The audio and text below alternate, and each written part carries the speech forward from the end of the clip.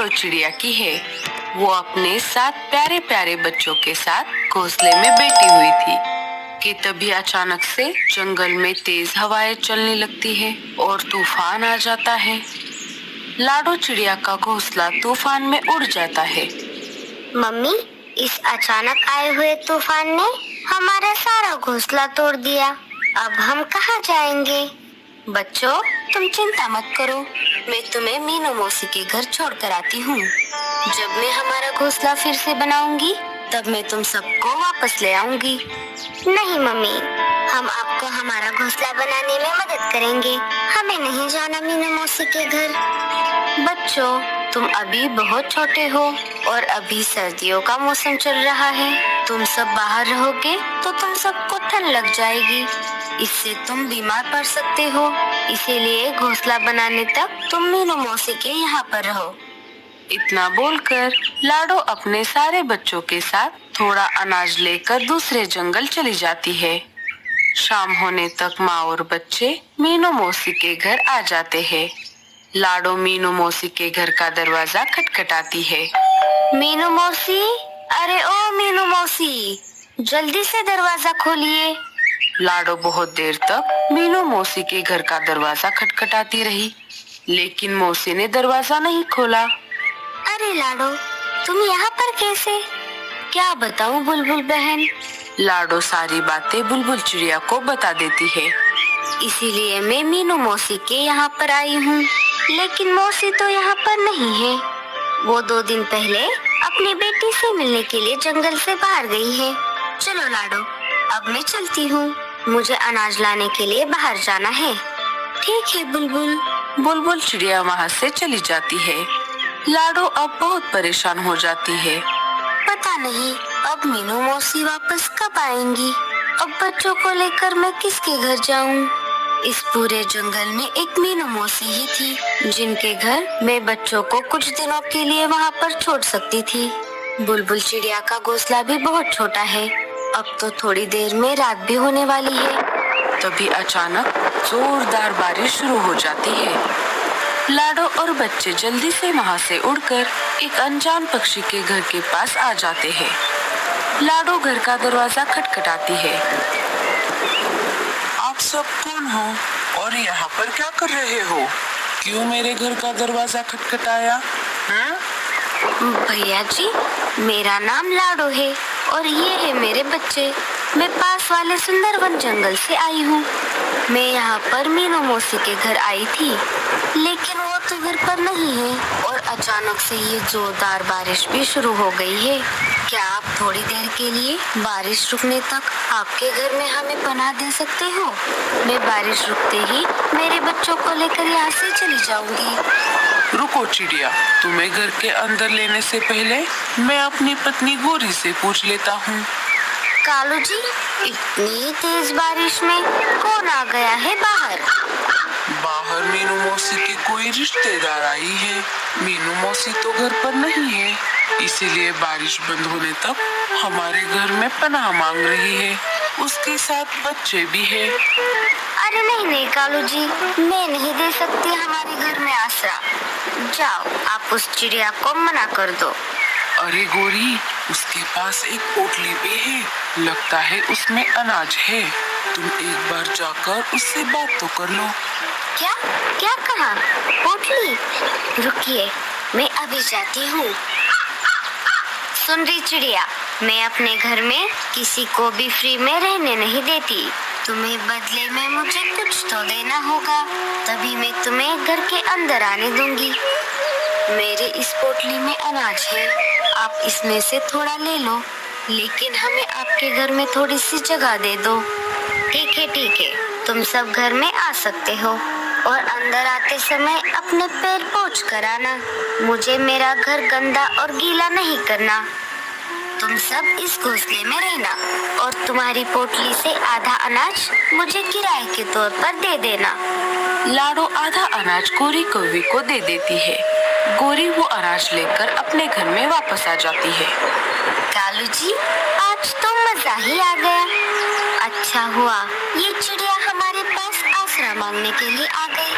हमें तो बैठे बिठाए फ्री में अनाज मिल गया।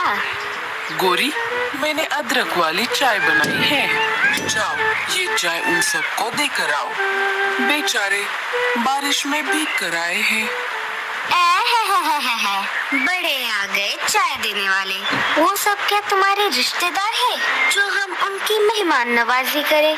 अब चुपचाप सो जाओ, ये सारी चाय मैं पी लेती हूँ। आए बड़े फ्री में चाय पिलाने वाले। इधर लाडो चिड़िया को नींद नहीं आ रही थी, सारे बच्चे सो गए थे। ये गोरी कौवी तो बहुत चालाक है, बस अब जल्दी से बारिश रुक जाए। मैं सुबह होते ही अपने जंगल वापस चली जाती हूँ। सुबह हो जाती है, लाडो घर के दरवाजे पर आकर देखती है। अरे बाप रे, ये बारिश तो बंद होने का नाम ही नहीं ले रही। अब मैं अपने जंगल कैसे जाऊंगी? लाडो चिड़िया परेशान हो जाती है। तभी वहाँ पर गोरी कौवी आ जाती है। सुन रे चिड़िया, बारिश आज भी हो रही है। अगर तुझे आज भी घर के अंदर रहना है तो बाकी का अनाज भी मुझे दे दे। लेकिन बहन जी, मैं तो पहले ही आपको आधा अनाज दे चुकी हूँ।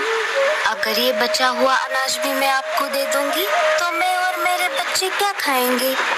वो सब मुझे नहीं पता।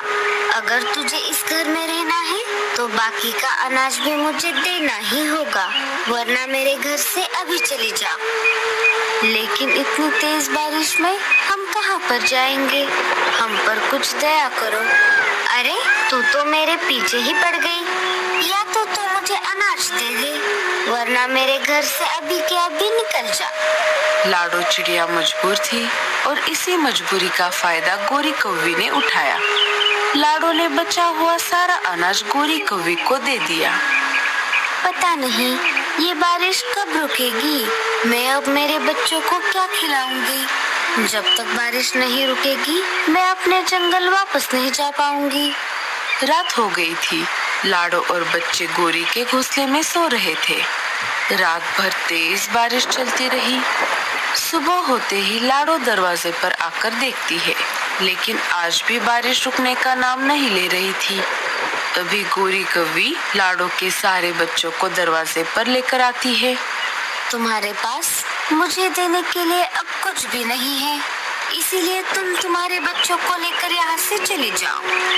आपने हमारा सारा अनाज तो ले लिया, कृपया करके बारिश रुकने तक हमें घर में रहने दो। इतनी तेज बारिश में हम कहाँ पर जाएंगे? बड़ी आई बारिश रुकने तक रहने वाली। मैंने क्या धर्मशाला खोल कर रखी है जो फ्री में तुम्हें रहने दूं? अगर तुम्हें मेरे घर में रहना है अनाज तो देना ही पड़ेगा। लाडो और बच्चे बारिश में भीग रहे थे। मम्मी, अब हम कहाँ जाएंगे? हमें बहुत ठंड लग रही है। ये बारिश का पानी तो बहुत ठंडा है। चलो बच्चों, हम किसी और पक्षी के घर जाकर मदद मांगते हैं। लाडो और बच्चे वहाँ से निकल जाते हैं और थोड़ी दूर आने पर उन्हें एक और घर दिख जाता है। वो उस घर के पास रुक जाते हैं। लाडो उस घर का दरवाजा खटखटाने ही वाली थी, तभी वो खिड़की से अंदर झांककर देखती है। अरे बाप रे, ये तो शिकारी चील का घर है। अगर इस घर के अंदर चली गई तो ये हम सबको खा जाएगा। लाडो और बच्चे चुपके से वहाँ से निकल जाते हैं। लगातार बारिश में भीगने की वजह से बच्चों को तेज बुखार आ जाता है। लाडो और बच्चे एक बड़े पेड़ के नीचे रुके हुए थे। अब मैं क्या करूं? मेरे बच्चों को तेज बुखार आ गया है। इस जंगल में मैं और किसी को भी नहीं जानती। लाडो रोने लगती है। तभी वहाँ पर रानो चिड़िया आ जाती है। अरे बहन, तुम सब इस तेज बारिश में बाहर क्या कर रही हो? तुम्हें मैंने इस जंगल में पहले कभी नहीं देखा। क्या तुम रास्ता भटक गई हो? लाडो सारी बातें रानो चिड़िया को बता देती है। तुम चिंता मत करो बहन, मैं तुम्हारी मदद करती हूँ। आओ मेरे साथ। रानो सबको साथ लेकर अपने घर आ जाती है। पहले इस कंबल से अपने बच्चों को ढक दो। मैं तुम सबके लिए अदरक और इलायची वाली चाय लाती हूँ। रानो सबके लिए चाय लाती है, लेकिन बच्चे चाय नहीं पी रहे थे क्योंकि उनका शरीर बुखार से तप रहा था। बहन जी, बच्चों का बुखार तो बढ़ता ही जा रहा है। मैं अभी जाकर डॉक्टर उल्लू चाचा को बुला कर लाती हूँ। उल्लू चाचा बच्चों की जांच करते हैं। बच्चों को बहुत ठंड लगी है। मैं कुछ जड़ी बूटी दे रहा हूँ। आप ये इन्हें समय पर खिला देना और जितना हो सके इन बच्चों को गर्म रखना। चाचा, आपकी फीस कितनी हुई? रानू चिड़िया, जिस हालत में ये माँ और बच्चे तुम्हारे घर आसरा लेने के लिए आए हैं, उस हालत में मैं इनसे कैसे फीस ले सकता हूँ? आपका बहुत बहुत शुक्रिया चाचा। कोई बात नहीं, अब मैं चलता हूँ। रानो बहन, आपका बहुत बहुत शुक्रिया जो आपने मेरी इस मुश्किल हालत में मदद की, वरना मेरे बच्चों का क्या होता। नहीं नहीं लाडो बहन, इसमें शुक्रिया कैसा, ये तो मेरा फर्ज था। हमें मुश्किल वक्त में एक दूसरे के काम आना चाहिए। कुछ दिन ऐसे ही गुजर जाते हैं और बारिश भी रुक जाती है। रानो बहन, मुझे जाने का तो मन ही नहीं कर रहा, लेकिन अब मुझे चलना चाहिए। आपके साथ रहकर बहुत अच्छा लगा। लेकिन आपका घर तो टूट गया था, तो आप कहाँ पर रहोगी? पहले मैं अपना घोंसला फिर से बना लूंगी, तब तक आप मेरे बच्चों को अपने घर में रखो। घोंसला बन जाने के बाद मैं इन्हें लेकर जाऊंगी। लाडो बहन, चाहे तो आप मेरे घर के पास ही अपना घर बना सकती हो। मम्मी, रानो आंटी सही कह रही है, हमें उस जंगल में वापस नहीं जाना चाहिए। वहाँ तो आए दिन तूफान आता जाता रहता है और हमारा घोंसला टूट जाता है। आप भी रानो आंटी के जैसा लकड़ी का घर बना लो, फिर हमारा घर नहीं टूटेगा। अरे बेटा, मुझे तो लकड़ी का घर बनाना नहीं आता। अरे लाडो बहन, तुम चिंता मत करो, मैं तुम्हारे लिए लकड़ी का मजबूत घर बना दूंगी। मुझे लकड़ी का घर बनाना आता है। आप बस जंगल से लकड़ियाँ लाकर मुझे दे दो, मैं घर बना दूंगी। लाडो चिड़िया जंगल जाकर लकड़ियाँ इकट्ठा कर कर ले आती है और रानो चिड़िया उन लकड़ियों का घर बनाती है। 2-3 दिनों में उनका लकड़ी का घर बनकर तैयार हो जाता है। रानो बहन, आपका फिर से बहुत बहुत शुक्रिया। आपने हमारे लिए इतना सुंदर, प्यारा और मजबूत लकड़ी का घर बना दिया। लाडो और उसके प्यारे प्यारे 7 बच्चे उस लकड़ी के घर में खुशी खुशी से रहने लगते हैं।